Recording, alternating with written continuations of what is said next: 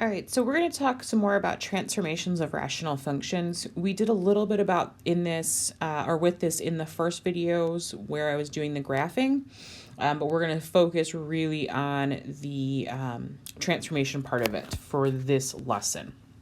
We're going to start with a little bit of a warm-up. So we've got a parent function f of x, and g of x is the transformed function. And so we're supposed to identify the transformations that have been done. So if I look at this one, there are two transformations. We've added 5 to x, and then outside of the function, we have a minus 10.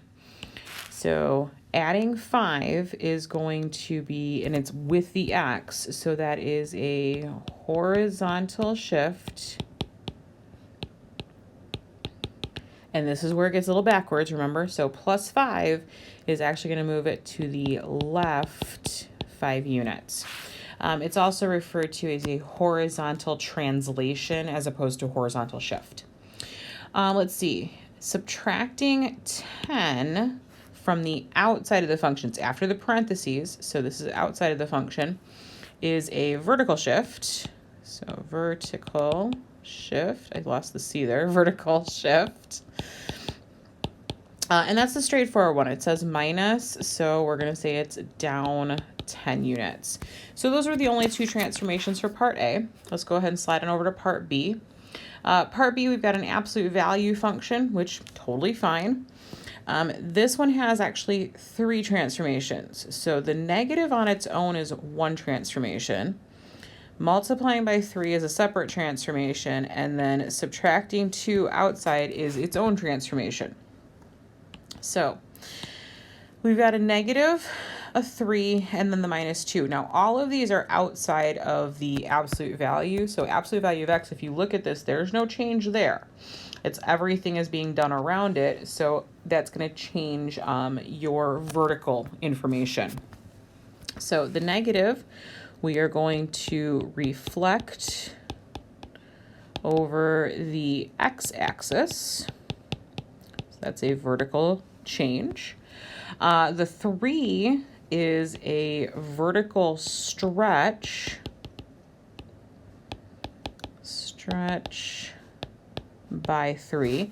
So that means we're going to take every one of these absolute values, multiply it times 3, which is going to stretch it further away from the x-axis. So that's a vertical stretch. And then the last one here is this minus 2. It's again outside of the function. So that is a vertical shift. Technical term is translation. So vertical shift down. That's a horrible W. Let's try that again. Down 2. All right. So that takes care of part B. Part C. Lots of stuff going on here. So let's organize it all. All right. Outside of the function, we have a 1/2. Inside of the function, we have a negative.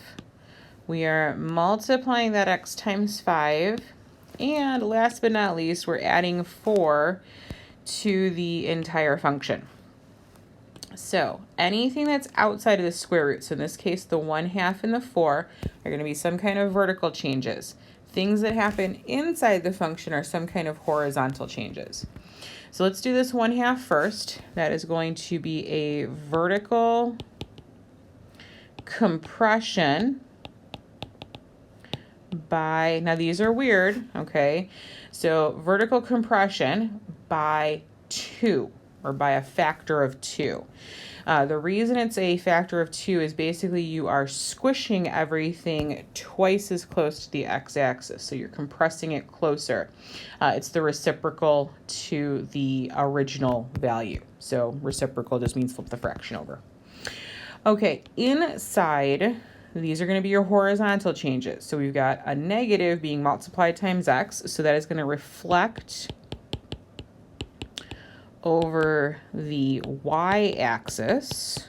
All right, that's a horizontal change. We've got a 5 here that we're multiplying times x, and that's inside the square root sign. So this is going to be a horizontal, and this is weird, but it's a compression by 1/5. So things that are horizontally dealing with x here by a multiplier, it's kind of the opposite of what you think it would be. Multiplying x times 5 actually creates a horizontal compression by the reciprocal of your x value. So horizontal compression by 1/5. However, the easier one out of all of this would be this plus 4 here. So plus 4 we're going to do, and that is a vertical shift up 4 units. The vertical shifts are the straightforward one. So if it says plus, we're moving up. So that's the straightforward one. All right, last but not least, something kind of new to us.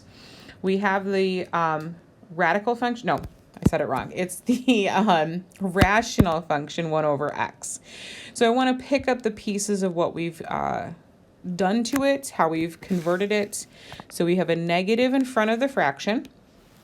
We are adding 3 to x, and we are subtracting 5 from the whole fraction. So the first things first, multiplying your function times a negative is going to reflect over the x-axis.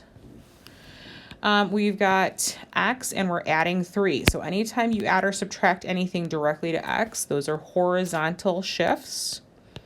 So horizontal shift. And it's opposite of what you think it might be. So plus 3 is actually going to shift you left 3 units. The straightforward one is going to be the minus 5 here. So this is outside of the fraction. It's outside of the function. That is a vertical shift. And that's going to go down. It's minus, so down 5. All right. So I'm going to go ahead and cut this video right here. That was a little bit of a warm-up, but it went through a lot of the information about transformations.